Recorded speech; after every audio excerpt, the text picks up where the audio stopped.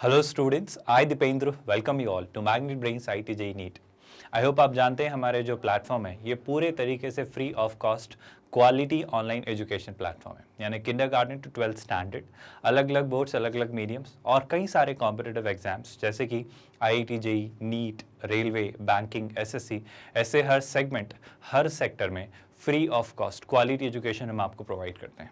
Quality education यकीनन तौर पर एब्सोल्युटली फ्री ऑफ कॉस्ट, यानी यकीन करिए कोई सब्सक्रिप्शन बेस्ड मॉडल नहीं है, कोई हिडन कॉस्ट नहीं है, कोई भी तरीके से ट्रायल वर्जन या पेड वर्जन जैसा कंसेप्ट नहीं है। मतलब पूरा कोर्स, पूरा प्रोग्राम, पूरा मॉड्यूल, पूरा package absolutely zero cost per.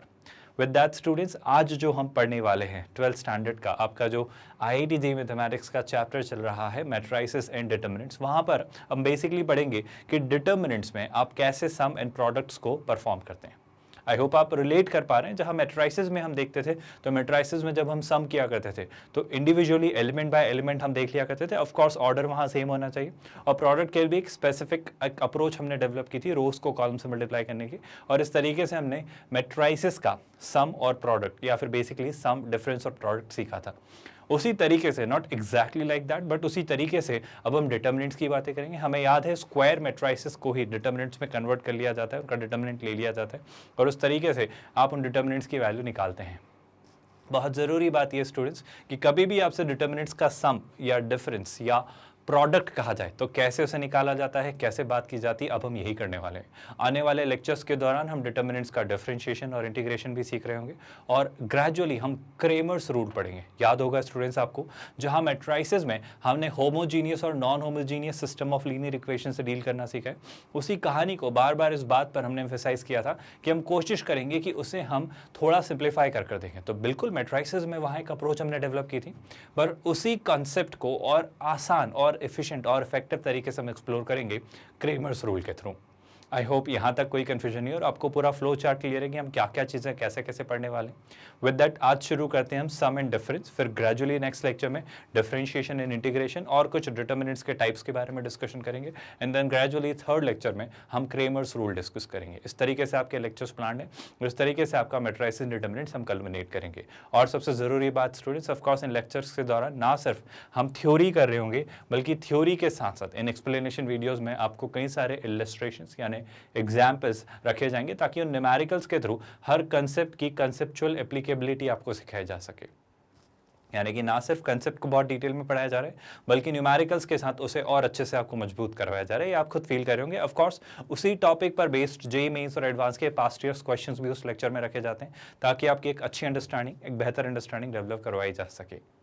इसी के साथ साथ स्टूडेंट्स ना सिर्फ ये बल्कि हम ये भी इंश्योर करते हैं, ऑफ कोर्स आप जानते हैं कि हर टॉपिक के कंप्लीशन पर हम आपको DPP प्रोवाइड करते हैं, डेली प्रैक्टिस प्रॉब्लम शीट, ताकि उसे प्रैक्टिस कर उस टॉपिक पर और अच्छी आप कमांड हासिल कर लें। और ना सिर्फ DPP आपको प्रोवाइड की जाती है, जो कि ऑफकोर्स आप वेबसाइट हमारी magnetbrains.com या फिर हमारे YouTube channel magnet Brains IT JEE से डाउनलोड कर सकते हैं। वीडियोज़ के डिस्क्रिप्शन में लिंक मौजूद होता है DPP का। आप चाहें तो DPP के भी वीडियो सोल्यूशन हम आपको प्रोवाइड करते हैं। इसी के साथ साथ स्टूडेंट्स आपको क्वेश्चन बैंक यानी हर चैप्टर पर 1500 क्वेश्चंस का प्रैक्टिस क्वेश्चंस का सेट हम प्रोवाइड करते हैं।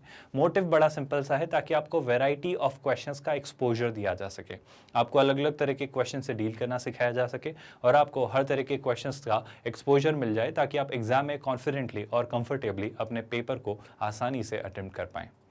यकीनन तौर पर आने वाले वक्त में हम JEE मेंस और एडवांस के पास्ट ईयर्स क्वेश्चंस भी करेंगे। हालांकि उन्हें हम इन थ्योरी लेक्चर्स के दौरान टॉपिक वाइज कर रहे होते हैं, बट हम चैप्टर वाइज भी ना सिर्फ JEE मेंस बल्कि JEE एडवांस के भी क्वेश्चंस कर रहे होंगे चैप्टर वाइज आने वाले वक्त में ऑफकोर्स। इसी के साथ साथ स्टूडेंट्स अभी फिलहाल के लिए अगर मैं बात करूं तो आपके लिए आप हमसे अपने डाउट्स भी क्लियर करवा सकते हैं। बहुत ही आसान सा तरीका है, इस वीडियो के डिस्क्रिप्शन में आपको एक लिंक दिखाई देगा, आस्क योर डाउट, वहाँ क्लिक करिए, अपना डाउट फॉरवर्ड करिए, आपके डाउट्स भी हम रिवर्ट करेंगे सॉल्व करके।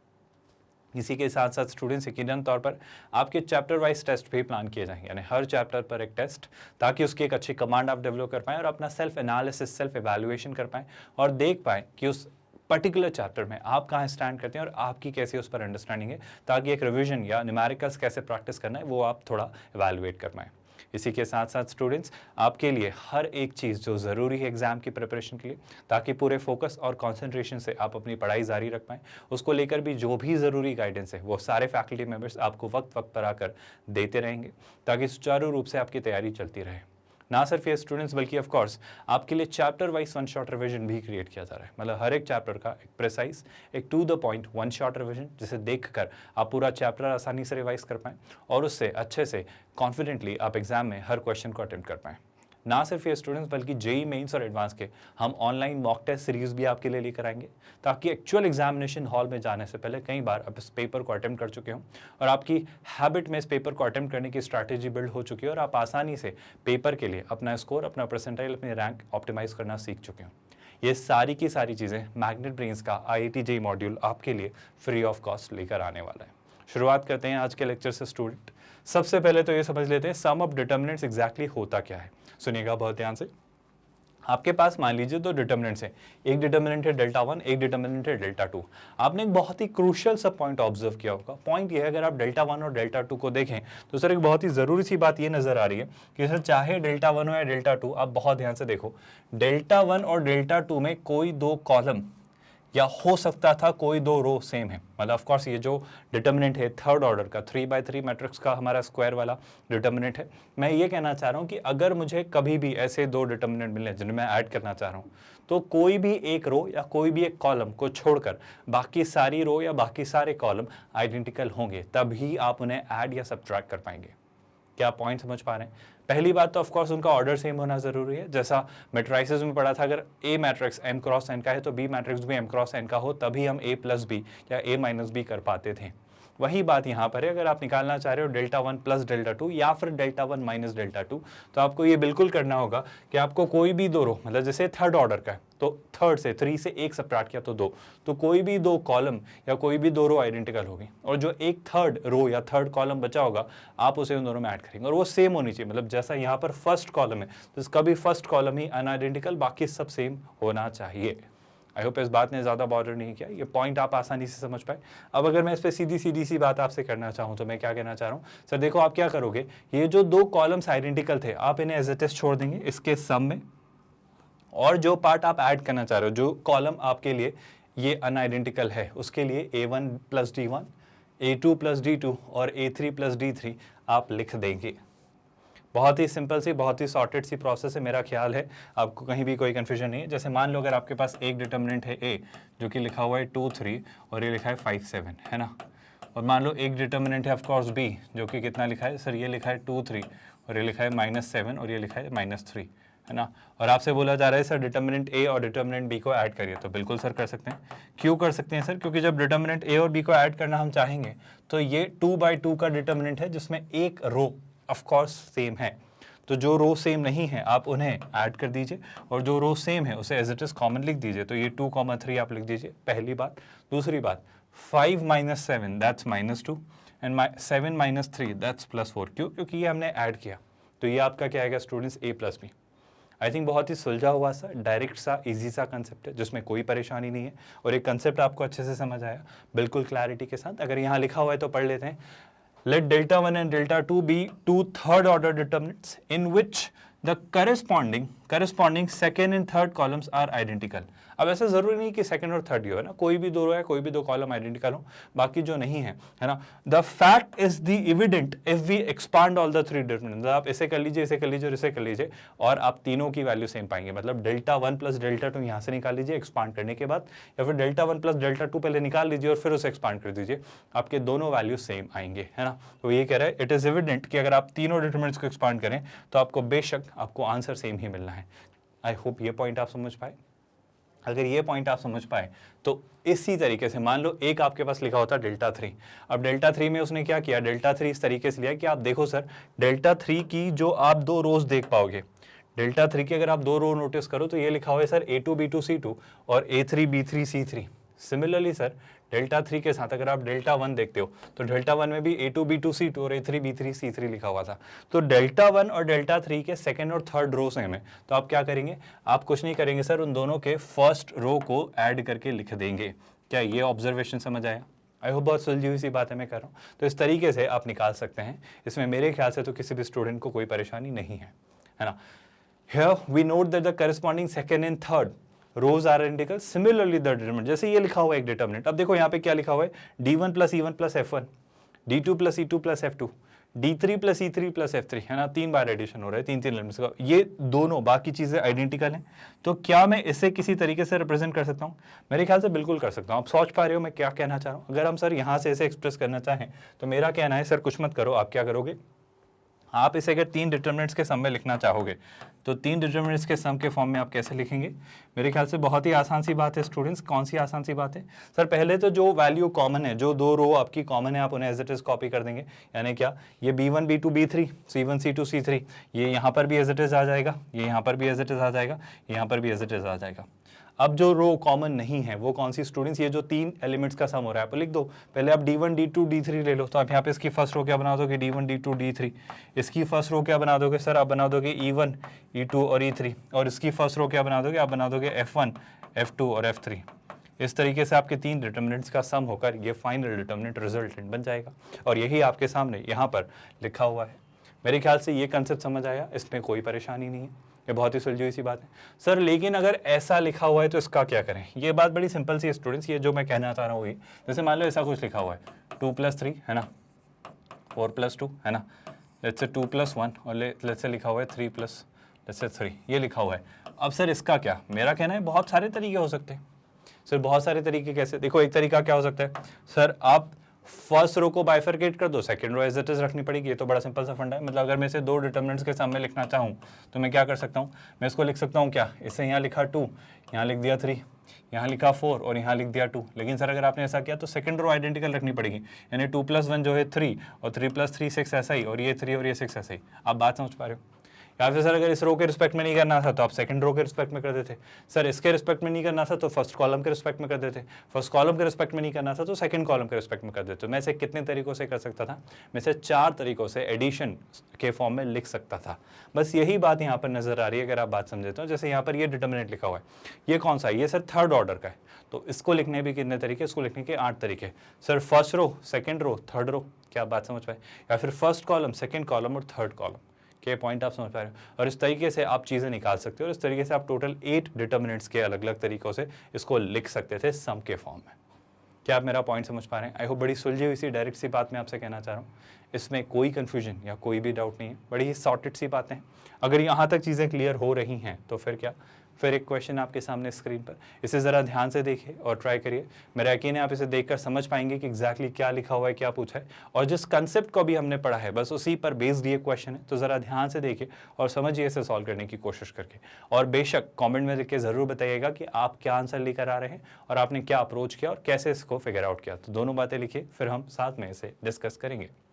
अब आप बड़ा सिंपल सा थॉट यहाँ पर लेकर चलिए स्टूडेंट्स कि क्या कर सकते हैं ताकि ये चीज़ें निकल कर आ सकती हैं। बहुत ध्यान सुनिए सर, ये लिखा हुआ है AK, ये क्या लिखा हुआ है स्टूडेंट्स? AK। पहले मैं आपको समझाना चाह रहा हूँ कि ये जो वैल्यूज लिखी हुई है इनका क्या पॉइंट है, इनका क्या मतलब है।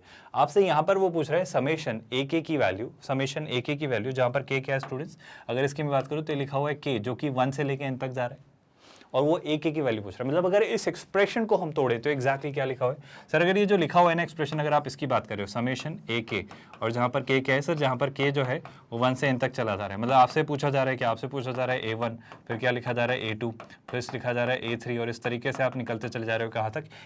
K की वैल्यू n तक, यानी AN तक। क्या इसमें कोई डाउट है सर? ये आपको निकालना है, ठीक है। और अगर मैं बात करूँ तो K एग्जैक्टली क्या सर? K ये टर्म है जो लिखी हुई है। पे भी सुलझी हुई सी बात है सर। इसका क्या मतलब? इसका मतलब स्टूडेंट्स, अगर मैं आपको बस थोड़ा सा एक हल्का सा आइडिया देने की कोशिश करूं तो बताओ A1 कैसा दिखेगा सर? अगर मैं A1 का थोड़ा सा आपको डिस्क्रिप्शन देने की कोशिश करूं तो A1 यानी कितना हो जा रहा है सर? ये हो जा रहा है 2 की पावर 1 - 1 यानी 0। बहुत ध्यान से देखना, 3 की पावर 1 - 1 यानी 0, यानी 2 × 3 to the power 0। सुनते जाइएगा बहुत ध्यान से sir. 4 to the power 0, sorry 1 - 1, that's again 0, so this is 3 × 4 to the power 0। अब मैं आपसे ये कहना चाह रहा हूँ, प्लीज इस बात को समझो स्टूडेंट्स, जब आप A1 में A2 ऐड करोगे तो एक बात समझो, कहना है कि सर आप K की वैल्यू कुछ भी रखो, ये तो अनअफेक्टेड रह रहा है। ये सेकंड कॉलम और थर्ड कॉलम तो अनअफेक्टेड रह रहा है ना? क्या आप ये पॉइंट समझ पा रहे हो सर? सेकंड कॉलम और थर्ड कॉलम चेंज नहीं हो रहा है, और सर अगर सेकंड कॉलम और थर्ड कॉलम चेंज नहीं हो रहा है, और अगर आप ये A1 A2 A3 ऐसे करते करते सारे अगर डिटरमिनेंट्स ऐड करते चले जा रहे हो, तो जो डिटरमिनेंट में जो कॉलम आपका है, कौन सा वाला? ये वाला जो अनआइडेंटिकल है, जो कि सेम नहीं है, आप बस सर इसे ऐड कर दो। इसको आप ऐड कर दो तो आपका फाइनली ये क्या होगा, ये सारे A1 A2 A3 के सारे फर्स्ट कॉलम ऐड हो जाएंगे। क्या आप बात समझ पाए? क्योंकि इन सारे डिटर्मिनेंट्स में सेकंड कॉलम और थर्ड कॉलम आइडेंटिकल है। क्या आप मेरी बात समझ पा रहे हो? तो सर इनको ऐड करना है, तो पहले इसे ऐड करके लिख लेते हैं। अगर इसे ऐड किया तो अब अगला एलिमेंट जो A2 में आएगा, A2 में जो ये वाला एलिमेंट आएगा वो क्या होगा सर, k की वैल्यू 2। k की वैल्यू 2 मतलब ये हो जाने वाला है 2 की पावर 1, है ना। A3 में ये एलिमेंट क्या आएगा, ये भी लिख लेते हैं। तो A3 में मतलब k की वैल्यू 3 है ना, k की वैल्यू 3 मतलब 2 स्क्वायर। तो सर ये कुछ ऐसे चलता चला जा रहा है 2 की पावर n तक। आई होप ये बात आप समझ पाए, इसमें कोई कंफ्यूजन नहीं है ना। ये जो लिखा हुआ है ये लिखा है k की वैल्यू 1 से, है ना, तो ये यहाँ लिख दे रहा हूँ। आई होप ये बात आपको समझ आ रही है। फिर क्या सर, अगर यहाँ पर आप ध्यान से देखें तो यहाँ पे क्या दिख रहा है सर, यहाँ पर जो दिख रहा है वो दिख रहा है, आई एम रियली सॉरी, यहाँ पर क्या दिख रहा है, अगर आप k की वैल्यू क्या ट्राई करें, अब 2 ट्राई करें तो 3 to the power 2 minus 1, that's 3 to the power 1, so this is 2 into 3 to the power 1। अब अगला एलिमेंट क्या होगा, 2 इंटू 3 स्क्वायर, है ना। ऐसे करते करते लास्ट टर्म क्या होगी, 2 into 3 to the power n। फिर सिमिलरली अगर आप ऐसे देखें तो यहाँ भी पैटर्न क्या दिखेगा, 3 इंटू 4 टू द पावर 0, फिर क्या 3 इंटू 4 टू द पावर 1, फिर क्या 3 इंटू 4 का स्क्वायर, और ऐसे करते करते करते 3 into 4 to the power n। इस तरीके से आपको सारी टर्म्स मिलेंगी। ठीक है sir. Sir x y z सब में कॉमन कॉलम है तो एक्स वाई जेड बार बार ऐड नहीं होना है, वो एज इट इज रहेगा। तो ये सेकेंड कॉलम सबका एक्स वाई जेड कॉमन ही है तो वो एक्स वाई जेड ही रहेगा। सिमिलरली थर्ड कॉलम कहीं से कहीं तक चेंज नहीं हो रहा है सर, ये जो है ये लिखा रहेगा क्या 2 to the power n minus 1, यहाँ पर क्या लिखा रहेगा 3 to the power n minus 1, और यहाँ पर क्या रहेगा 4 to the power n minus, क्योंकि सब में यही आ रहा है ना। तो अगर ये कॉमन है तो ये तो ऐड होकर एज इट इज आपका बन जाना है। क्या इसमें कोई परेशानी? तो यही एक्सप्रेशन जो आपका है ये वाला एक्सप्रेशन है ना, ये जो आपका समेशन a के k की वैल्यू n 1 से लेके n तक जो समेशन है वो कुछ ऐसा दिखेगा। तो इफेक्ट किस पर पड़ेगा, मतलब जो कॉलम आपका अफेक्ट होगा that will be column 1, column 2 और कॉलम 3, क्योंकि हर डिटर्मिनेंट A1 A2 A3 सब में ये सेम रहेंगे तो ये सीधे सीधे से एज इट इज आ जाएंगे। बस कॉलम 1 हर डिटर्मिनेंट में चेंज हो रहा है तो आपका कॉलम 1 ऐड होता चला जाएगा। क्या आपको डिटर्मिनेंट के एडिशन से समेशन से बेसिक सा कंसेप्ट क्लियर हो रहा है? अब क्या मेरा कहना है सर, इसे थोड़ा सिंप्लीफाई कर लेते हैं फिर हम लिखेंगे चीज़ें। तो मैं सिंपल सी बात आपसे समझाना चाह रहा हूँ कि देखो, अगर मैं लिखना चाहता हूँ ये क्या लिखा हुआ है, आपसे थोड़ा ध्यान से ऑब्जर्व करिए। सर ये लिखा है 2 की पावर 0 यानी 1, फिर लिखा है 2 की पावर 1, फिर लिखा है 2 का स्क्वायर, फिर लिखा है स्टूडेंट्स क्या, आई एम रियली सॉरी, फिर लिख रहा है 2 का क्यूब, और ये कहाँ तक जा रहा है सर, ये जा रहा है 2 की पावर n तक। आई होप ये पॉइंट आपको समझ आया, इसमें कोई डाउट नहीं है। सर ये एक ज्योमेट्रिक प्रोग्रेशन दिख रहा है। सर ज्योमेट्रिक प्रोग्रेशन क्या होता है, याद करो स्टूडेंट्स, फर्स्ट टर्म कुछ होती है, फिर अगली टर्म को आप कॉमन रेशियो से मल्टीप्लाई करते हो, फिर पिछली टर्म को वापस उसी कॉमन रेशियो से मल्टीप्लाई करते हो, फिर अगली टर्म अचीव करने के लिए पिछली टर्म को वही कॉमन रेशियो से मल्टीप्लाई करते हो। तो ऐसे करते करते आपको टर्म्स मिलती चली जाती हैं। और सर अगर इन सारी टर्म्स का ऐड करना है, समेशन करना है, तो n terms of a GP का सम जो दिया जाता है सर, किसी ज्योमेट्रिक प्रोग्रेशन की n टर्म्स का जो सम दिया जाता है, ये आपने पढ़ा है स्टूडेंट्स कहाँ, आपने जो चैप्टर सीक्वेंस एंड सीरीज पढ़ा है वहाँ पर आपने सारी बातें की। तो सीक्वेंस एंड सीरीज चैप्टर के ज्योमेट्रिक प्रोग्रेशन के n टर्म्स तक के सम का फॉर्मूला मैं यूज़ कर रहा हूँ, बड़ी बेसिक सी बात है ना। तो n टर्म्स का सम जो होता है वो होता है a times r to the power n minus 1 divided by r minus 1। ठीक है सर, अच्छी बात है ना। तो r to the power n, अच्छा बाय द वे टर्म्स कितनी है सर, अगर टर्म्स की आप बात कर रहे हो ना तो ये जो है ये फर्स्ट टर्म है 2 to the power 0। I hope आप बात समझ पा रहे हो, 2 की पावर 0 फर्स्ट टर्म है, सेकेंड टर्म में 1 है, थर्ड टर्म में 2 है, फोर्थ टर्म में 3 है, फोर्थ टर्म में 3 है। तो जहाँ मतलब जहाँ 3 है वो फोर्थ टर्म है, जहाँ 2 है वो थर्ड टर्म है, तो जहाँ n है वो n+1 टर्म है। तो यहाँ पर जो टोटल टर्म्स हैं, ये टर्म्स कितनी है, टोटल है नंबर ऑफ टर्म्स जो होगा वो होगा n+1 टर्म्स। क्या ये पॉइंट आपको समझ आया? आई होप कोई परेशानी नहीं। तो जो n टर्म्स का जो सम मैं लिखना चाहूँगा, टोटल बेसिकली वो n टर्म्स नहीं है, वो बेसिकली कितनी टर्म्स हैं n+1। तो इन सारी n+1 टर्म्स का जो मैं सम लिखना चाहूँगा वो क्या होगा, बहुत ध्यान से सुनिएगा। आई होप यहाँ तक कोई परेशानी नहीं है, यहाँ तक सब कुछ सॉर्टेड है। बस सिंपल सी बात मैं कह देना चाह रहा हूँ कि एक्चुअली जो लास्ट टर्म होगी, बस मैं एक छोटा सा करेक्शन करना चाह रहा हूँ, जो एक्चुअली लास्ट टर्म होगी यहाँ पे क्या है k, तो k की वैल्यू जब आप n रखोगे तो क्या आएगा n-1। तो आई am really sorry for that, वहाँ पे नंबर ऑफ टर्म्स n ही रहेंगी क्योंकि आखिरी टर्म n-1 होगी। यहाँ भी जब आप n रखोगे तो आखिरी टर्म क्या होगी n-1, और यहाँ पे आखिरी टर्म n-1 ही होगी। तो सर आप n तक नहीं जा रहे हो तो आप ये छोटा सा करेक्शन कर लीजिए। यहाँ पे जो वैल्यू है ये ऑफ कोर्स क्या है सर, ये n-1 ही है, तो नंबर ऑफ टर्म्स जो होंगी वो कितनी होंगी सर, वो n ही होंगी, है ना। आई am really sorry for this confusion, but मेरे ख्याल से अब आपको चीज़ें क्लियर हो रही है। तो जो आप सम कर रहे हो वो n टर्म्स का ही कर रहे हो, पहली बात तो। क्या इसमें कोई डाउट है? अब सर अगर आपने सम किया n टर्म्स का तो क्या, मेरे ख्याल से आसान है, क्यों a यानी फर्स्ट टर्म कितनी है सर 2 टू द पावर 0 यानी 1 है ना, तो 1 लिखने की जरूरत नहीं है। r to the power n, अब r क्या है, जिस वैल्यू से आप मल्टीप्लाई कर रहे हो। सर हर टर्म को मैं 2 से मल्टीप्लाई कर रहा हूँ, अगर आप देख पा रहे हो तो कॉमन रेशियो क्या हो रहा है 2, तो r to the power n यानी 2 टू द पावर n, क्योंकि टर्म्स कितनी है n है ना, -1 upon r minus one. What is r sir, r क्या है, कॉमन रेशियो वो क्या है 2, तो ये जा रहा है 2 - 1 यानी कितना हो जा रहा है सर, ये आ रहा है 2 टू द पावर n है ना, ऑफ कोर्स -1। तो ये आपका जो सम आ रहा है ना, समेशन किसका सर, वो जो आपने a k का सम किया था, कहाँ से, k की वैल्यू 1 से लेकर n तक, ये जो सम किया था आपने, उसमें जो ये जो एंट्री आ रही है that is 2 to the power n -1। क्या इसमें कोई परेशानी है? आई थिंक बड़ी सुलझी हुई सी बातें मैं आपसे कहना चाह रहा हूँ सर। इसी बेसिस पे क्या मैं थोड़ा और आगे प्रोसीड कर सकता हूँ? बिल्कुल कर सकते हैं सर। इसके बारे में क्या ख्याल है, इस एक्सप्रेशन के बारे में क्या ख्याल है सर? अगर इस एक्सप्रेशन को आप देखो तो 2 तो पहले आप कॉमन ले लो, फिर क्या दिख रहा है सर, फिर दिख रहा है 3 to the power 0, 3 to the power 1, ऐसे करते करते ये दिख रहा है मुझे 3 टू द पावर n-1 तक। क्या ये बात आपको समझ आई सर? वापस नंबर ऑफ टर्म्स तो n ही है ना, तो अगर ये सम अगर मैं लिखना चाहूँ तो मैं क्या लिखूंगा, फर्स्ट टर्म। अच्छा ये 2 तो एज इट इज मल्टीप्लाई हो जाने वाला है, तो 2 तो ओवरऑल बाहर से मल्टीप्लाई हो ही रहा है ना। अब क्या, फर्स्ट टर्म यानी फर्स्ट टर्म मैंने ए क्या है सर 1, आई होप आज समझ पा रहे हो, तो 1 लिखने की जरूरत नहीं है। R to the power n, अब कॉमन रेशियो क्या है सर, इस बार आप मल्टीप्लाई कर रहे हो हर टर्म को 3 से, तो r to the power n यानी 3 to the power n -1 upon r -1 यानी 3 -1। क्या ये पॉइंट आप समझ पाए? आई होप बड़ी सॉर्टेड सी बात मैंने कहनी चाहिए आपसे। और अगर आप इसे ध्यान से देखते हो तो क्या बन जा रहा है 3 - 1 यानी 2, 2 से 2 कैंसिल, तो ये क्या दिख रहा है सर, ये दिख रहा है 3 to the power n -1।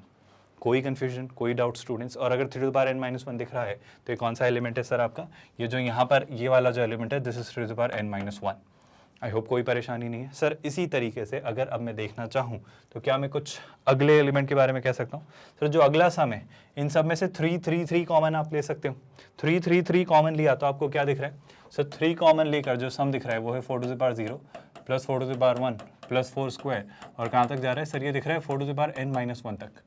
I hope ये बात समझ आई सर। ये एडिशन किया जा सकता है। अब तो आई थिंक चीज़ें आपके लिए आसान है, क्योंकि आप क्या कहोगे सर, देखो जो सम आप लिखना चाह रहे हो वो क्या होगा सर, 3 तो मल्टीप्लाई हो गई होगा बाहर से, उसको एक अलग लिख लेते हैं ए क्या है 4 टू द पावर 0 यानी 1, तो ए लिखने की जरूरत नहीं है। R to the power n यानी सर कॉमन रेशियो क्या है सर, हर टर्म को आप 4 से मल्टीप्लाई कर रहे हो, तो r to the power n यानी 4 to the power n -1 divided by r -1 यानी 4 -1, तो ये आपको मिल रहा है। और अगर आप इसे ध्यान से देखें तो 4 - 1 3 से 3 कैंसिल, तो ये क्या बच रहा है सर, ये बच रहा है 4 टू द पावर n -1। बहुत बढ़िया। तो ये जो आपको एलिमेंट दिख रहा है ये क्या दिख रहा है सर, ये एलिमेंट दिख रहा है 4 टू द पावर n -1। बहुत बढ़िया सर। सेकंड कॉलम क्या था सर, मुझे जहाँ तक याद है सेकंड कॉलम जो था वो था XYZ। क्या आपको याद आ रहा है? सेकंड कॉलम जो आपका था that was XYZ। Third column क्या था सर? थर्ड कॉलम कुछ ऐसा था। थर्ड कॉलम क्या था स्टूडेंट्स? थर्ड कॉलम को अगर आप ध्यान से देखें तो सर थर्ड कॉलम जो था that was 2 to the power n -1, अगला था 3 टू द पावर n -1 और अगला था 4 टू द पावर n -1। क्या मुझे कुछ कहने, बताने या याद दिलाने की जरूरत है? क्या आप मुझे याद दिलाएंगे स्टूडेंट्स, डिटर्मिनेंट्स को सॉल्व करने की एफिशिएंट मेथड्स डिस्कस करते वक्त हमने एक बहुत ज़रूरी बात सीखी थी कि किसी भी डिटर्मिनेंट में अगर कोई भी 2 रो या कोई भी 2 कॉलम आइडेंटिकल दिखें तो उस डिटर्मिनेंट की वैल्यू क्या होती है? आप देखो इसका फर्स्ट कॉलम और थर्ड कॉलम आइडेंटिकल है। अगर फर्स्ट कॉलम और थर्ड कॉलम आइडेंटिकल है तो मैं क्या कहूँगा कि सर इस डिटर्मिनेंट की वैल्यू होगी 0। तो पहली बात तो ये देख के घबराना मत, ये देख के घबराना मत कि सर क्या क्या दे दिया है सर, k भी दिया है, x भी दिया है, n भी दिया है, और ये समेशन देख के तो स्टूडेंट्स वैसे ही घबरा जाते हैं कि सर कैसे सोचेंगे, सर कितना बड़ा क्वेश्चन बन जाएगा, कैसे सोचेंगे। मेरा यकीन करिए चीज़ें आपको डराने के लिए बहुत डिफिकल्ट दे दी जाती हैं, चीज़ें लग सकती हैं बहुत परेशानी वाली कि ये तो सॉल्व नहीं होगी, बट यकीन करिए चीज़ें आसान हैं, चीज़ें सॉल्वेबल हैं और वो आप कर सकते हैं, इसलिए उस एग्जामिनेशन का वो पार्ट है। पर आप करिए शुरू, आप प्रोसीड करिए, एक थॉट लाइए, कुछ तो करना शुरू करिए। मेरा यकीन करिए आपका दिमाग कुछ ना कुछ वर्कआउट कर लेगा।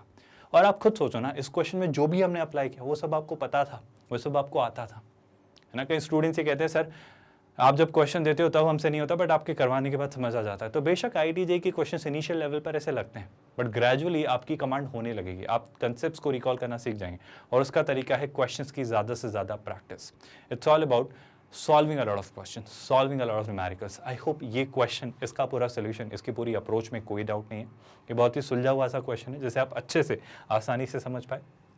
अगर ये पूरा क्वेश्चन समझ आया, आगे बढ़ते हैं स्टूडेंट्स, और अब हम बात करेंगे कि 2 डिटर्मिनेंट्स को कैसे मल्टीप्लाई किया जाता है। मैं चाहता हूँ पहले आप एक बार समझें इसे और खुद से पढ़ें, और फिर मैं डिटेल में आपको समझाऊंगा कि देखो ये भी बहुत टफ कंसेप्ट नहीं है। जिस तरीके से आपने मैट्राइसेस के मल्टीप्लिकेशन को सीखा है, बस उसी बेसिस पर, उसी तरीके से आप डिटर्मिनेंट्स के भी मल्टीप्लिकेशन करते हैं। बट ये थोड़ा सा ऑल सोल्जा होगा, थोड़ा सा और सॉर्टेड सा ऑपरेशन है। कैसे बात करते हैं, सुनिएगा ध्यान से, एक एग्जाम्पल लेते हैं और समझते हैं। आप यकीन करिए, जैसे फॉर एग्जाम्पल मान लो आपके पास एक डिटर्मिनेंट है डेल्टा 1 और डेल्टा 1 डिटर्मिनेंट के एलिमेंट है let's say a B C D, है ना, और डेल्टा 2 आपका डिटर्मिनेंट है लेट्स से, इसके एलिमेंट्स हैं let's say P Q R S. आपको ये तो पॉइंट समझ आ रहा है कि सर डिटर्मिनेंट्स आपके स्क्वायर मैट्रिक्स के ही आप निकाल सकते हैं, और जब आप डिटर्मिनेंट्स का प्रोडक्ट लें तो आप ये इंश्योर करिए कि उनका ऑर्डर सेम हो, है ना। दूसरी सबसे ज़रूरी बात, अगर ये ऑर्डर 2 है तो ये ऑर्डर 2 है। यहाँ पर आप सिर्फ वही मैट्रिक्स वाली प्रोसेस से ही मल्टीप्लिकेशन नहीं कर सकते हो, और भी तरीकों से कर सकते हो। पहले तो वही वाला तरीका याद करिए स्टूडेंट्स, ये क्या होता था, हम यहाँ से रो उठाते थे और यहाँ से हम कॉलम उठाया करते थे। तो ये कैसा मैट्रिक्स, ये कैसा डिटर्मिनेंट मल्टीप्लिकेशन होगा कि आप इसकी रो को इसके कॉलम से मल्टीप्लाई करेंगे, और वो कैसे लिखेंगे कि वही आप डेल्टा 1 डेल्टा 2 लिखना चाह रहे हो, लेकिन इसको लिखने का तरीका क्या होगा, सुनिए बहुत ध्यान से। सर ए और बी का मल्टीप्लिकेशन किया पी और आर से, तो ये क्या हो जा रहा है सर, ये हो जा रहा है ए बी, और फिर क्या, आई एम रियली सॉरी, ये क्या हो जा रहा है ए पी, फिर क्या हो जा रहा है बी आर, है ना। फिर इसी रो का सेकंड कॉलम से, तो वो क्या हो जा रहा है सर, वो जा रहा है ए क्यू, और क्या जा रहा है बी एस। फिर क्या करेंगे सर, फिर यहाँ से सेकंड रो पर शिफ्ट हो जाते थे, तो सी डी को पी आर से मल्टीप्लाई किया, तो ये क्या हो जाता था सर, ये हो जाएगा सी पी, और फिर क्या होगा डी आर। फिर सिमिलरली सी डी को हमने मल्टीप्लाई किया क्यू एस से, है ना, तो ये क्या हो जाने वाला है, ये हो जाने वाला है c q plus of course d s. इस तरीके से आप लिख सकते हो। बेशक this is one of those ways जहाँ पे आप इसकी रो को इसके कॉलम से मल्टीप्लाई कर रहे हो, लेकिन ये कहानी सिर्फ यहीं तक लिमिटेड नहीं है। कैसे सर, मतलब अगर डेल्टा 1 आपका है क्या, बहुत ध्यान सुनिए, डेल्टा 1 है अगर आपका ए बी सी डी, है ना, और अगर डेल्टा 2 है आपका क्या, अगर वो है पी क्यू आर एस, है ना, अगर वो है पी क्यू आर एस, इसका मतलब है कि सर आप चाहें, जैसे अभी हमने रो से कॉलम का किया, आप चाहें तो बिल्कुल आप कॉलम से रो का कर दीजिए, मतलब इसके कॉलम ले लीजिए और इसके रो ले लीजिए, ये भी कर सकते हो, ये भी कर सकते हो। मतलब सर इसका कॉलम उठाया ए सी और इसकी रो उठाई पी क्यू, तो क्या हो जाएगा, ध्यान सुनिएगा, ए पी, क्या आप बात समझ पा रहे हो, प्लस सी क्यू। सर ऐसा करने से कोई फर्क नहीं पड़ेगा, यकीन करिए। आप जब डिटर्मिनेंट एक्सपांड करेंगे तो आप डेल्टा 1 डेल्टा 2 ये वाला करिए, या फिर अभी जो हम निकाल रहे हैं डेल्टा 1 डेल्टा 2 ये वाला करिए, या कुछ और तरीके भी मैं बताने वाला हूँ वो करिए, सबसे आपका डेल्टा 1 डेल्टा 2 सेम ही आएगा। यानी कि सर अगर अभी ये फर्स्ट कॉलम को फर्स्ट रो से मल्टीप्लाई किया, तो अब फर्स्ट कॉलम को सेकेंड रो से मल्टीप्लाई करेंगे, तो ये हो जाने वाला है a r plus c s. तो ये क्या हो जाने वाला है, ये हो जाने वाला है a r plus c s. कोई परेशानी स्टूडेंट्स, बड़ी सिंपल सी बात है, मैं कहना चाह रहा हूँ आपसे। फिर क्या किया, फिर सर फर्स्ट के बजाय अब सेकंड कॉलम को उठाया, तो बी डी पी क्यू से मल्टीप्लाई हो रहा है, तो ये जाने वाला है बी पी और फिर क्या डी क्यू, कोई डाउट तो नहीं है। और सिमिलरली बी डी को आर एस से मल्टीप्लाई किया, तो क्या हो जाने वाला है सर, ये हो जाने वाला है बी आर, है ना, प्लस डी एस। कोई परेशानी स्टूडेंट्स? सर ऐसा कर सकते हैं, बिल्कुल कर सकते हैं। आप किसी भी डिटर्मिनेंट में सिर्फ रो से कॉलम नहीं, आप कॉलम से रो वाला मल्टीप्लिकेशन भी परफॉर्म कर सकते हैं। और क्या कर सकते हैं, और स्टूडेंट्स रो बाय रो या कॉलम बाय कॉलम भी कर सकते हो। यानी कि सर क्या बात कर रहे हो आप, ऐसा भी कर सकते हैं बिल्कुल। जैसे कि अगर डेल्टा 1 लिखा हुआ है, क्या लिखा हुआ है डेल्टा 1, तो डेल्टा 1 लिखा हुआ है ए बी सी डी, है ना, और डेल्टा 2 क्या लिखा हुआ है, मान लो वही बात है ना। मैं एक छोटा सा एग्जांपल ले रहा हूँ, 3/3 पर आप अननेसेसरीली कंफ्यूज हो जाएंगे, और ये जल्दी भी समझाया जा सकता है 2/2 पर, इसलिए हम जानबूझकर हम इस वाले सिनेरियो में चीज़ें समझ रहे हैं। सर अगर मैं डेल्टा 1 डेल्टा 2 करना चाहूँ, मतलब मैं डेल्टा 1 इंटू डेल्टा 2 निकालना चाह रहा हूँ, लेकिन मैं रो को रो से मल्टीप्लाई कर रहा हूँ, बिल्कुल कर सकते हैं। यानी क्या, यानी मैं इसकी भी रो उठा रहा हूँ और इसकी भी रो ही चूज कर रहा हूँ। सर ये कैसे करेंगे, सुनिए बहुत ध्यान से। ए बी को पी क्यू से मल्टीप्लाई किया, तो ये हो जाता है a p plus b q. फिर सुनिएगा, ए बी को आर एस से मल्टीप्लाई किया, अगर ए बी को आर एस से मल्टीप्लाई किया तो ये क्या हो जाएगा सर, ये होगा a r plus b s. फिर क्या किया, फिर सर सी डी को पी क्यू से मल्टीप्लाई किया, तो ये हो जाने वाला है सी पी प्लस ऑफकोर्स कितना डी क्यू। फिर सी डी को आर एस से मल्टीप्लाई किया, तो ये हो जाने वाला है c r plus d s. और इसी तरह जैसा रो से रो को मल्टीप्लाई किया, आप चाहें तो आप कॉलम को भी कॉलम से मल्टीप्लाई कर सकते हो। यानी कि सुनिएगा बहुत ध्यान से, यानी कि बेशक जैसे आपका डेल्टा 1 जो था वो क्या था सर, वो था ए बी सी डी, और यहाँ पर डेल्टा 2 हमें याद आ रहा है स्टूडेंट्स क्या था, पी क्यू आर एस। तो जब बातें ऐसी आ रही हैं तो आप बेशक इनके कॉलम्स इंडिविजुअली उठा लीजिए, यानी कि सर इसके कॉलम को इसके कॉलम से, कोई दिक्कत नहीं होगी, बिल्कुल कोई दिक्कत नहीं होगी। मतलब डिटर्मिनेंट्स में product column by column, row by row by column, column by row, चारों तरीकों से कर सकते हो। यानी अगर यहाँ निकाला डेल्टा 1 डेल्टा 2, तो ये कैसे होगा, सुनिएगा बहुत ध्यान से। कॉलम ए सी को पी आर से मल्टीप्लाई किया, तो ये क्या हो जाएगा सर, ये होगा a p plus c r. फिर ए सी को क्यू एस से मल्टीप्लाई किया तो ये जाने वाला है ए क्यू, है ना, plus of course c s, है ना। बस वो मैट्रिक्स मल्टीप्लिकेशन वाला कंसेप्ट आपको कंफ्यूज ना करे, और अगर आप याद रखना चाहते हो तो वही याद रखो, उससे भी बात बन जाएगी।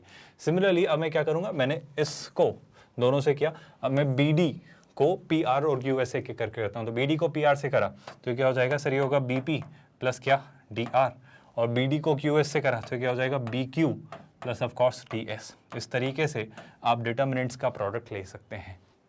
क्या आप बात समझ पाए? और यही बात आपको यहाँ पर लिख कर कही जा रही है, बहुत ध्यान सुनिए। Two determinants of the same order, so condition तो वही है student, same order, each consisting the same number of rows and equal number of columns can be multiplied to give a determinant of the same order. तो उनके product से वही order का determinant बनता है। Thus, if A is a 2/2 determinant and B is also a 2/2 determinant, तो A cross B जो बनेगा वो भी आपका 2/2 डिटर्मिनेंट बनेगा। ये डिटर्मिनेंट्स के प्रोडक्ट की मैं बात कर रहा हूँ, है ना। The multiplication is perform by a method of working the row of a on the columns of b. तो सर ये तो हमने सीखा है, ये तो हमने मैट्रिक्स मल्टीप्लीकेशन में सीखा है। बिल्कुल आप ऐसा करिए, या तो फिर आप रो ऑफ ए और रो ऑफ बी ले लीजिए, या फिर आप कॉलम ऑफ ए और कॉलम ऑफ बी ले लीजिए, या फिर आप row of a and row of b ले लीजिए। ये चारों तरीके जायज़ हैं, ये चारों तरीके वाजिब हैं, ये चारों ही तरीके एप्लीकेबल है अगर आप डिटर्मिनेंट्स का प्रोडक्ट ले रहे हैं तो। आई होप ये बात याद रहेगी, ये तरीका याद रहेगा और इसमें कोई भी कंफ्यूजन या डाउट नहीं है ना। उसने वही डेमोन्स्ट्रेट करने की कोशिश की है, ये आपका ए और ये बी है तो ये ए बी आपका आ जा रहा है। इसी तरीके से मेरे ख्याल से आप इस प्रोडक्ट को बहुत आसानी से निकाल सकते हैं। मैं बस एक हिंट आपको दे दे रहा हूँ, आप कैसे सोचेंगे स्टूडेंट्स। आप कहोगे कि सर पहले तो इसकी फर्स्ट रो उठा ली जाए 134 और इसका कॉलम उठा लिया जाए 201, बिल्कुल ऐसे कर लीजिए। या फिर आपको पता है रो बाय रो या कॉलम बाय कॉलम या कॉलम बाय रो, जैसा आपको ठीक लगे, और उससे फाइनल जो रिजल्ट बनेगा आपका प्रोडक्ट वो थर्ड ऑर्डर का ही एक डिटर्मिनेंट होगा। बेशक ये तो हमें पता है और ये मैट्रिक्स मल्टीप्लिकेशन से हमने बहुत डिटेल में सीखा है। यही सारी बातें आपके लिए यहाँ लिखी गई हैं, बट बहुत ज़रूरी बात बस याद रखिएगा, multiplication of determinants can also be performed row by row, column by row और कॉलम बाय कॉलम। क्या ये पॉइंट बहुत डिटेल में याद रहेगा स्टूडेंट्स? आई होप इसको लेकर तो कोई भी कन्फ्यूजन या डाउट नहीं है। विद दैट स्टूडेंट्स आगे बढ़ते हैं, एक क्वेश्चन सॉल्व करने की कोशिश करते हैं। बहुत अच्छा, बहुत इंटरेस्टिंग और बहुत मज़ेदार क्वेश्चन है। इस क्वेश्चन को ध्यान से देखिए, इस क्वेश्चन को समझिए और फिर हम डिटेल में इसे प्रोसीड करेंगे। प्रोसेस वही है स्टूडेंट्स, मैं चाहता हूं कि पहले आप ट्राई करें, कमेंट में आंसर और अप्रोच दोनों लिखें और फिर मुझे जल्दी से इसका आंसर बताएं। ये काफ़ी इंटरेस्टिंग और काफ़ी इंसाइटफुल क्वेश्चन है और ये काफ़ी सारी चीज़ें सिखाएगा आपको, बट उससे पहले एक छोटा सा कंसेप्ट और सीख लेते हैं और फिर इस क्वेश्चन पर वापस आएंगे, क्योंकि इस क्वेश्चन में ये कंसेप्ट आपको थोड़ा सा हेल्पफुल रहेगा। इसे कहते हैं power cofactor formula, they call it power cofactor formula. अब सर ये क्यों काम का है और ये होता क्या है, इस पे बात कर लेते हैं, है ना। Power cofactor, I am really sorry, this is not factor, this is formula, है ना। So will be writing it as formula. अब इसका क्या मतलब है उस पर बात करते हैं, बहुत ध्यान से सुनिएगा। जैसे मान लो एक हमारे पास लेट्स से एक नंबर सिंपल सा आपके पास है कुछ भी एक डिटर्मिनेंट, लेट्स से लिखा हुआ है ए, है ना। और सर ए डिटर्मिनेंट की अगर मैं बात करूँ, अगर आप चाहें तो ए मैट्रिक्स भी ले सकते हो, और मैं 2/2 पर ही आपको समझा रहा हूँ ताकि आप चीज़ें आसानी से समझ पाएं। तो ए अगर एक मैट्रिक्स है, ऑफ कोर्स स्क्वायर ही लेंगे क्योंकि हम इसका डिटर्मिनेंट लेने वाले। तो सर ये है आपका ए बी सी डी। तो क्या सर आप मुझे ए का कोफैक्टर बता सकते हो? सर 2/2 में तो आसान है, अगर मैं आपसे पूछूं कोफैक्टर ऑफ ए, है ना। तो सर 2/2 के लिए हमने बहुत आसान सी बात जानी है कि आप तो कुछ मत करो, जो प्रिंसिपल डायगोनल के एलिमेंट्स हैं उन्हें आप इंटरचेंज कर देते हो। तो अगर ये ए डी लिखा हुआ है तो हम इसे लिख देते हैं डी ए, है ना। और यहाँ सी बी लिखा हुआ है तो आप सी और बी वहीं लिखे रहने देते हो, but with negative science.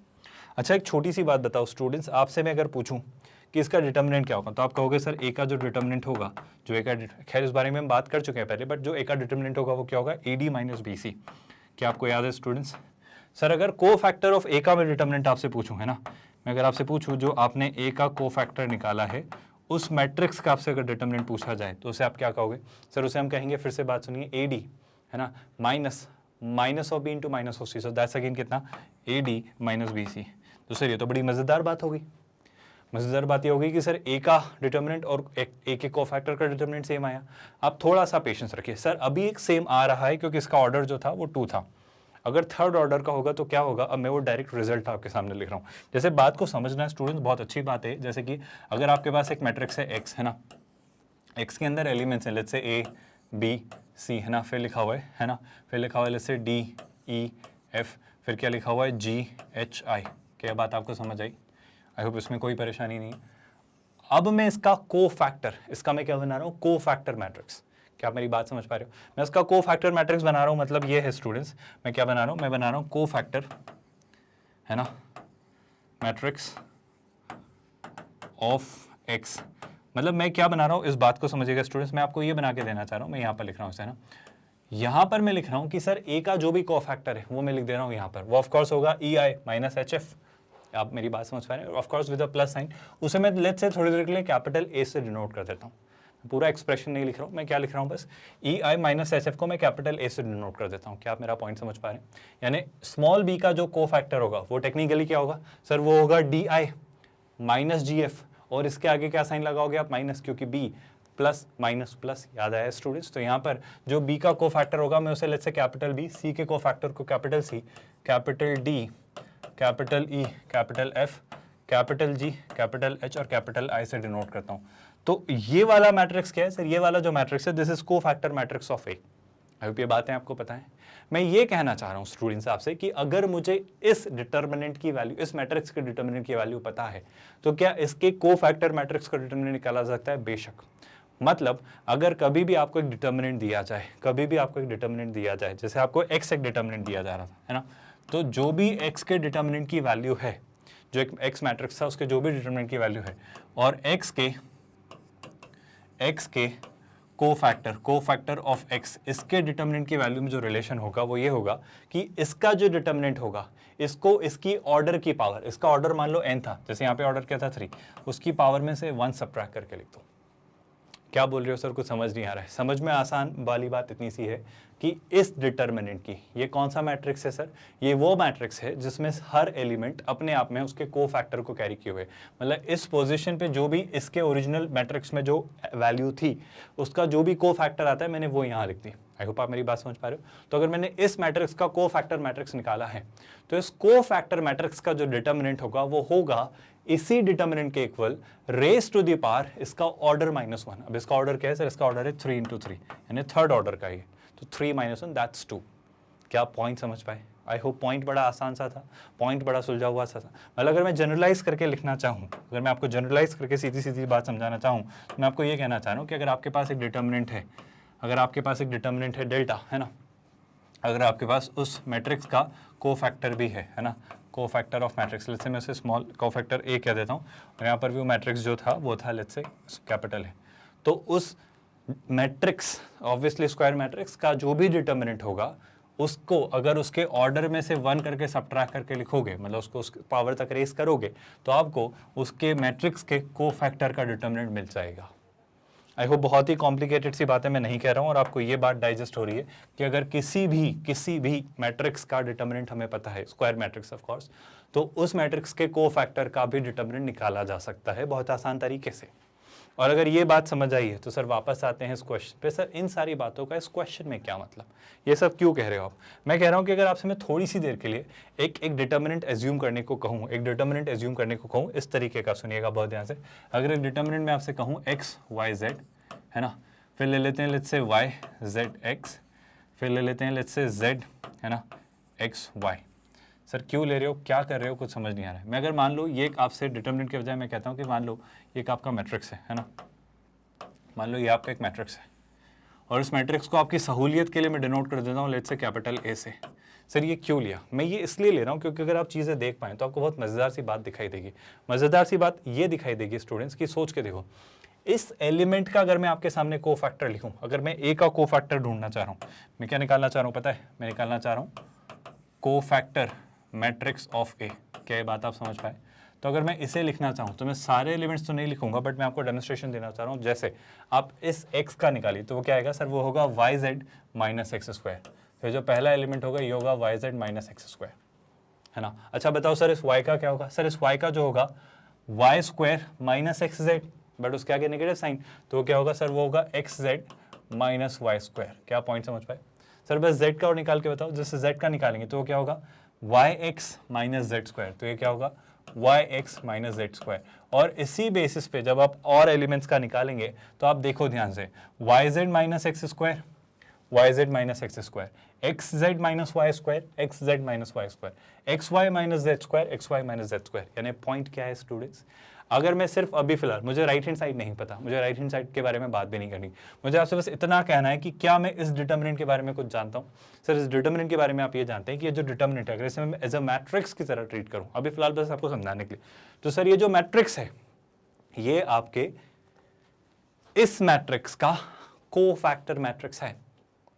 I hope बहुत कंफ्यूजिंग बातें मैं नहीं कर रहा हूँ, मतलब मैं आपसे ये कहना चाह रहा हूँ स्टूडेंट्स कि जो क्वेश्चन में आपको एलएचएस दिया हुआ है, जो क्वेश्चन में आपको एलएचएस दिया हुआ है दैट इज दी कोफैक्टर, है ना, मतलब डिटर्मिनेंट ऑफ, मैं आपके सहूलियत के लिए उसको डिटर्मिनेंट ही लिख देता हूँ ताकि आप कंफ्यूज ना हो।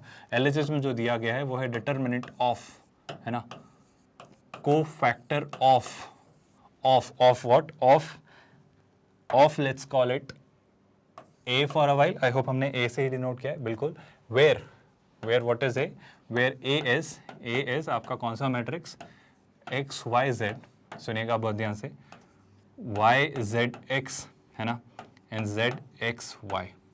सर ये सारी बातें अच्छी बातें समझ आई, इन सबसे फायदा क्या हो रहा है, आप इतना घुमा के बातें कर क्यों रहे हो, ऐसा करने से क्या हो रहा है, बहुत ध्यान से सुनिएगा, बहुत पेशेंटली सुनिएगा। मैं ये कहना चाह रहा हूँ कि जो एलएचएस में लिखा हुआ है वो आपका लिखा हुआ है, मतलब वो क्या लिखा है, डिटर्मिनेंट ऑफ कोफैक्टर ऑफ ए, मतलब वो लिखा हुआ है, सुनिएगा ध्यान से, डिटर्मिनेंट ऑफ, अच्छा मैं डिटर्मिनेंट को सर ऐसे लिख सकता हूँ क्या, मैं डिटर्मिनेंट को डिटर्मिनेंट ऑफ कोफैक्टर ऑफ ए ऐसे लिख सकता हूँ क्या, बिल्कुल लिख सकते हैं। और सर अगर ऐसे लिख सकते हैं तो फिर तो आप ये यूज़ क्यों नहीं कर रहे हो, पावर कोफैक्टर फॉर्मूला। क्या होता है सर, पावर कोफैक्टर फॉर्मूला आपकी हेल्प करता है, किसी भी मैट्रिक्स का कोफैक्टर का डिटर्मिनेंट निकालना आसान है अगर आप उस मैट्रिक्स के डिटर्मिनेंट को उसकी ऑर्डर -1 पावर तक रेस कर दो। क्या ये प्रॉपर्टी याद है, यानी सर जो बात इतनी घुमा फिरा के आप निकाल रहे हो लेफ्ट हैंड साइड से, ये जो बात आप इतनी घुमा फिरा के लेफ्ट हैंड साइड से निकाल रहे हो, कोफैक्टर ए का डिटर्मिनेंट, इसे आप लिख सकते हो पावर कोफैक्टर फॉर्मूला से, सुनिएगा ध्यान से, determinant a to the power, इसकी डिग्री कितनी है सर, इसका ऑर्डर है 3 -1 दैट्स 2। क्या बेसिक सी बात समझ आई, मतलब जो एलएचएस पे लिखा हुआ है that gets boiled down as sir इसके डिटर्मिनेंट का स्क्वायर। आई होप बहुत परेशानी तो नहीं हो रही है, इसके डिटर्मिनेंट के स्क्वायर का मतलब है, सुनिएगा बहुत ध्यान से, इसके डिटर्मिनेंट के स्क्वायर का मतलब है, एलएचएस को ही मैं लिख रहा हूँ, है ना, एलएचएस जो है वो आपका क्या है सर, वो है एक्स वाई जेड एक्स, है ना, एंड जेड एक्स वाई। कहना इसे कि सर इस डिटर्मिनेंट का स्क्वायर मतलब ये डिटर्मिनेंट इसी से मल्टीप्लाई हो रहा है, क्या आपको क्लिक हुआ हम कहाँ जाने वाले हैं, इस डिटर्मिनेंट का स्क्वायर मतलब इसी डिटर्मिनेंट का मल्टीप्लाई होना, मतलब एक्स वाई जेड, फिर क्या वाई जेड एक्स, फिर क्या जेड एक्स वाई। अगर मैं इस स्टेप से क्वेश्चन नहीं भी कराऊं तो क्या आप कर सकते हो, मेरे ख्याल से आप कर सकते हो, क्योंकि सर अगर अब मुझे इसे राइट हैंड साइड पर शिफ्ट करना है, मतलब आरएचएस जैसा लाना है, तो बिल्कुल सर आरएचएस पे कुछ नहीं लिखा है, आप देखो आरएचएस पे क्या लिखा हुआ है सर, आरएचएस पे सारी टर्म्स आर स्क्वायर और यू स्क्वायर जैसे लिखी है। आर स्क्वायर क्या है, x square y square z square, और यू स्क्वायर क्या है, एक्स वाई जेड और जेड एक्स। सर कैसे लाएंगे, थोड़ी कन्फ्यूजन है, मेरा यकीन करिए बहुत टफ नहीं है, आप कैसे लाएंगे सुनिए सर, सीधी सी बात है, इसकी रोज को इसके कॉलम से मल्टीप्लाई कर देते हैं, कुछ तो फायदा होगा, बिल्कुल होगा। तो मैं कौन सा डिटर्मिनेंट मल्टीप्लिकेशन कर रहा हूँ, मैं डिटर्मिनेंट मल्टीप्लिकेशन परफॉर्म कर रहा हूँ, है ना, लेकिन किस तरीके से, जो हमने बेसिक सा स्टैंडर्ड सा मल्टीप्लिकेशन सीखा है, कौन सा, जो हमने हमारे सिंपल से मैट्रिसेस के दौरान भी सीखा है, कौन सा, रो का कॉलम से, है ना, तो हम रो बाय कॉलम कर रहे हैं इसे, है ना। आई होप ये बात आपको समझ आ रही है। तो रो बाय कॉलम मतलब क्या सर, आप उठाइए पहले इसकी रो जो कि क्या है एक्स वाई जेड, सर इसका कॉलम उठाइए जो कि क्या है एक्स वाई जेड, तो सर एक्स वाई जेड को मल्टीप्लाई किया अगर तो वो क्या आएगा सर, वो होगा x square plus Y square plus of course z square. फिर क्या किया सर, फिर अगर आप ध्यान से देखें तो जो अगली स्टेप मैं परफॉर्म करता हूँ, इसी रो को पिक किया लेकिन अब इस कॉलम से मल्टीप्लाई किया, तो ध्यान से सुनिए x y Z Z x, तो सर ये आपकी सेकेंड जो एलिमेंट मिल रहा है वो क्या मिल रहा है, x y plus y z plus z x. क्या आपको भी कुछ दिखने लगा जो मैं कहना चाह रहा हूँ। फिर क्या सर, फिर अगर आप यहाँ से आगे बढ़े तो एक्स वाई जेड को जेड एक्स वाई से मल्टीप्लाई किया, तो फिर से सुन लीजिए एक्स जेड वाई एक्स और जेड वाई, मतलब फिर से देखो एक्स वाई जेड और जेड एक्स, तो आपको समझ आ रहा है वापस वही मिल रहा है, यानी वापस क्या मिल रहा है सर, वापस एक्स वाई YZ और ZX मिल रहा है। और अगर आपको यकीन नहीं हो रहा है तो आप अगली 2 रो और निकालिए, आपको चीज़ें वैसे ही मिलेंगी। मेरा तो आपसे बस इतना सा कहना है कि अगर आप चीज़ें नोटिस कर पाए तो बाकी 2 रोज ऑफ कोर्स आप निकालेंगे, आप निकाल लीजिए स्टूडेंट्स। मेरा यकीन है आप आसानी से देख पा रहे हो, मेरा यकीन है आप मैट्रिक्स मल्टीप्लिकेशन की तरह डिटरमिनेंट मल्टीप्लिकेशन समझ गए हो। मैं बस ये कहना चाह रहा हूँ कि देखो, what was R square X square plus Y square plus Z square, तो देखो सर ये दिख रहा है। What was U square x Y Y Z Z X, X Y Y Z Z X, और सेम ऐसे ये 6 एलिमेंट्स और आपको मिलेंगे जो आप बहुत इजीली फिगर आउट कर पाओगे। क्या आप मेरा पॉइंट समझ पाए? देखो आर स्क्वायर और आर स्क्वायर मिलना तो तय है। क्यों मिलना तय है डायगोनल एलिमेंट्स पर? क्योंकि देखो सर आप वापस क्या होगा, वापस ये होगा कि वाई जेड एक्स इस वाई जेड एक्स से जब मल्टीप्लाई होगा तो सेकंड रो का सेकंड कॉलम भी आपको ऐसे मिलेगा, और थर्ड रो का जब थर्ड कॉलम यानी जेड एक्स से वाई से मल्टीप्लाई होगा तो आपको क्या सर, आपको इस पोजीशन पर और इस पोजीशन पर तो यही एक्स स्क्वायर वाई स्क्वायर और जेड स्क्वायर मिलना तय है। यानी यहाँ पर भी आर स्क्वायर और यहाँ पर भी आर स्क्वायर मिलेगा, बाकी जगह वापस यही प्रोडक्ट मिलेगा। तो एक बहुत ही इंपॉर्टेंट सा एक अलग स्पेशल कैटेगरी का आपको मैट्रिक्स याद रखना है जो कि कई बार आपको काम आएगा। आई होप थोड़ा सा ऑफकोर्स ऑब्जर्वेशन बेस्ड क्वेश्चन था, थोड़ा सा इंट्यूशन यहाँ पर आउट ऑफ द बॉक्स लेना था कि सर इसको कैसे सोचेंगे। उसके अलावा वाला जो भी पार्ट हमारे इस क्वेश्चन में यूज हुआ थोड़ा आसान था, वही था जो हमें पता है, और इसी के थ्रू आपने एक और लर्निंग डेवलप की कि सर किसी भी मैट्रिक्स में अगर हमें चीज़ें निकालनी है तो उसके को फैक्टर का डिटर्मिनेंट आपको निकालना है, तो उसी मैट्रिक्स का डिटर्मिनेंट को उसके ऑर्डर -1 पावर तक रेस करिए, आप बिल्कुल आसानी से आंसर बता पाएंगे। क्या ये पूरा क्वेश्चन समझ आया? अगर ये क्वेश्चन समझ आया तो मैं चाहता हूँ ये क्वेश्चन एज अ होमवर्क आप ट्रीट करें और खुद से ट्राई करें। बहुत आसान सा क्वेश्चन है और मेरा यकीन करिए ये आपके डिटर्मिनेंट के मल्टीप्लिकेशन पर ही बेस्ड है। जैसे आप डिटर्मिनेंट्स को मल्टीप्लाई करते हो ना, उसी मल्टीप्लिकेशन पर बेस्ड है। मैं थोड़ी हिंट आपको देने की कोशिश करता हूँ, आप यकीनन तौर पर इसका आंसर ले आएंगे। जो हिंट है वो सुनिएगा बहुत ध्यान से। पहले तो क्वेश्चन समझ लेते हैं। क्वेश्चन में क्या दिया गया है, for all values of A B C and P Q R, तो ये आपके कुछ एंगल्स हैं A B C P Q R, show that ये जो एक्सप्रेशन है 0 के इक्वल है। अब बस ये करना है स्टूडेंट्स, आप थोड़ा सा एक रो या किसी एक कॉलम को लिखना। आपको याद है ना स्टूडेंट्स कॉस वाला फॉर्मूला। अगर मैं आपको पहली हिंट देता हूं तो पहली हिंट तो वही कि सर हमने पढ़ा है कॉस ए माइनस बी या plus B, sir plus B और माइनस बी है ना। यहाँ पे देखो आपको एक जगह प्लस दिख रहा है, तो अगर मैं सीधी सीधी बात करूँ जैसे ए प्लस बी वाला फॉर्मूला दिलाऊँ तो सर ये क्या होता है, सर होता है कॉस ए कॉस बी माइनस साइन ए साइन बी। अब बड़ी बेसिक सी बात है स्टूडेंट्स की, अगर यहाँ माइनस आता है तो यहाँ पे क्या आ जाता है प्लस। बस इस फॉर्मूले को जरा किसी भी एक रो या किसी भी एक कॉलम एक्सपांड करके देखना, आपको फिर से डिटर्मिनेंट मल्टीप्लिकेशन दिखने लगेगा। मैं फिर से रिपीट करता हूँ, डिटर्मिनेंट मल्टीप्लिकेशन दिखने लगेगा। मतलब आप इस डिटर्मिनेंट को दो डिटर्मिनेंट के प्रोडक्ट में, दो अलग अलग फैक्टर्स के मतलब दो अलग अलग डिटर्मिनेंट्स के प्रोडक्ट की फॉर्म में लिख पाओगे और फिर आपका क्वेश्चन आसानी से सॉल्व हो जाएगा। आपको दिखेगा बहुत ही सिंपल सा एक्सप्रेशन और आप उससे डायरेक्टली लिख पाओगे 0। मतलब ये एक स्टेप अवे हो आप बस ये सोचने से कि आपको हिंट जो दी जा रही है वो ये कि आप किसी भी एक रो या किसी भी एक कॉलम को एक्सपांड कर लीजिए, आपको दिख जाएगा। एक्सपांड करने का मतलब है कि ये फॉर्मूला पूरा वहाँ लिख दीजिए, आपको चमक जाएगा, आपको स्ट्राइक कर जाएगा कि हमें क्या करना है। आई होप हिंट काफ़ी हद तक हेल्पफुल है। एक बार ट्राई ज़रूर करिएगा और फिर इस क्वेश्चन को ज़रूर ट्राई करना है। बहुत टफ, बहुत डिफिकल्ट क्वेश्चन यकीनन तौर पर नहीं है। प्रोडक्ट ऑफ टू डिटर्मिनेंट्स 3/3 पर हम बात कर चुके हैं बहुत अच्छे से कि सर रोज को रोज से, कॉलम को कॉलम से, रो को कॉलम से या कॉलम को रो से मल्टीप्लाई करिए, इस तरीके से आप लिख पाएंगे। और ये बात भी हम बहुत डिटेल में 2/2 और 3/3 दोनों के कॉन्टेक्स्ट में कर चुके हैं। मेरा यकीन है यहाँ तक कोई भी कंफ्यूजन, कोई भी डाउट, कोई भी क्वेरी नहीं है। और इस फॉर्मूले को तो हम बहुत डिटेल में डिस्कस कर चुके हैं। प्रोडक्ट ऑफ टू डिटर्मिनेंट्स का ही एक्सटेंशन है। कौन सा फॉर्मूला?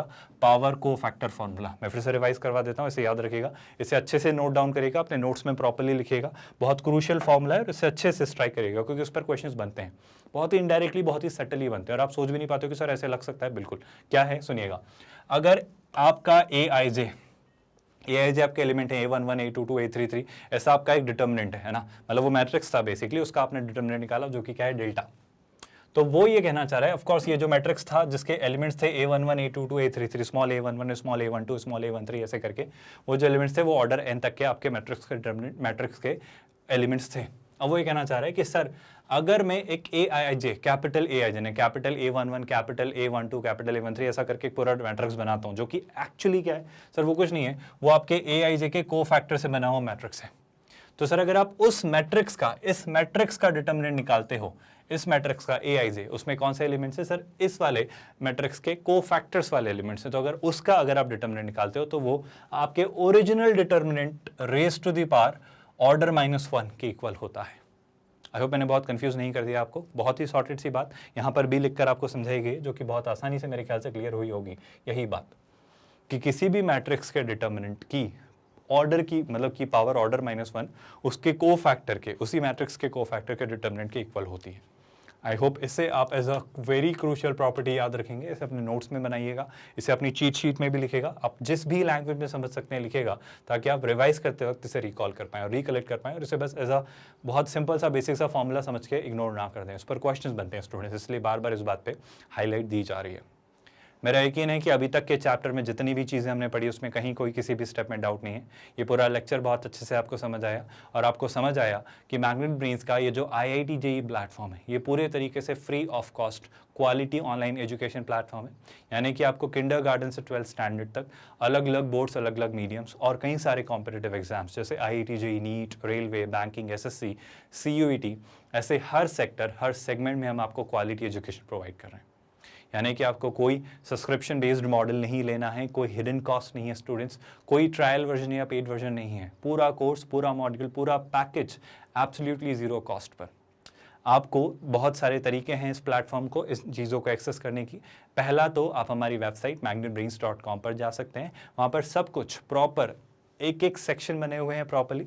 आप किसी भी सेक्शन में जा सकते हैं, जैसे भी चाहें आप चीज़ें एक्सेस कर सकते हैं, जिस भी फॉर्मेट में चाहें आप। यानी कि जैसे मुझे जैसे IIT JEE पढ़ना है तो आप IIT JEE पर क्लिक करेंगे, IIT JEE का पूरा module subject wise, class wise, even foundation lecture सब कुछ आपको मिल जाएगा। जिस भी सब्जेक्ट की, जिस भी क्लास पर आप क्लिक करेंगे वो चैप्टर वाइज आपको ऑर्गेनाइज मिलेगा। उसमें उसके लेक्चर्स, DPP सब कुछ फ्री ऑफ कॉस्ट आप वहीं बफर फ्री मोड में free of cost full screen पर एक्सेस करके एंजॉय कर सकते हो। इसी के साथ साथ स्टूडेंट्स आपको सारी चीज़ें मतलब सब कुछ वहीं अवेलेबल है। वहीं पर आपको डाउट पूछने का लिंक भी मिल जाएगा, DPP PDF फॉर्मेट में सब कुछ वहाँ पर एक्सेसिबल है। यही नहीं, सिर्फ आप चाहें तो हमारे YouTube चैनल है ना, हमारा YouTube चैनल भी है स्टूडेंट्स। अगर IIT JEE की बात करूं तो Magnet Brains IIT JEE NEET, इस YouTube चैनल पर जाकर आप और अच्छे से कंटेंट एक्सेस कर सकते हैं और बहुत आसानी से चीज़ें समझ सकते हैं। वहाँ भी प्लेलिस्ट बने हुए हैं, वहाँ पर भी सिस्टम इसी तरीके से मतलब पूरा लेक्चर सब कुछ बहुत ही ऑर्गेनाइज रखा हुआ है, बहुत ही सिस्टमैटिकली रखा हुआ है और सब कुछ अरेंज्ड है। वहाँ भी इसी तरीके से आप एक्सेस कर सकते हो प्लेलिस्ट के थ्रू, सारे वीडियो, सारे लेक्चर्स, सारी क्लासेस, सारे सब्जेक्ट। और यही नहीं, आप चाहें तो हमारा एंड्रॉयड एप्लीकेशन भी एक्सेस कर सकते हो, उसके थ्रू भी चीज़ें आप इजीली एक्सेस कर पाओगे। ये सारी चीज़ें आपको फ्री ऑफ कॉस्ट मिलती हैं स्टूडेंट्स, यकीन करिए। अगर इन वीडियो से आप काफ़ी कुछ सीख रहे हैं, अगर इनसे आपकी हेल्प हो जा रही है, अगर इनसे आप अपनी बहुत अच्छी तैयारी कर पा रहे हैं, तो बेशक इन्हें लाइक भी करिए so that we also feel appreciated. एक छोटी सी दरख्वास्त स्टूडेंट्स, चैनल को सब्सक्राइब करने से आप कोई भी अपडेट मिस नहीं करोगे। मतलब जो भी नया वीडियो आ रहा है और भी कई सारी चीज़ें आपके काम की आती रहती हैं, तो कोई भी अपडेट मिस नहीं होगा। आप हमेशा नोटिफाइड रहेंगे, आप हमेशा इन्फॉर्म्ड रहेंगे। और सबसे खास बात और सबसे ज़रूरी बात कि इस वीडियोस को आप ज़्यादा से ज़्यादा लोगों से शेयर करें, ताकि हर एक शख्स इस कोर्स से, इस free of cost quality online education platform से बेनिफिट हो पाए, और वो भी IIT JEE जैसी एग्जाम की तैयारी फ्री ऑफ कॉस्ट कंटिन्यू कर पाएँ। With that students, we are calling it a day. ख्याल रखिए अपना। Thank you so much.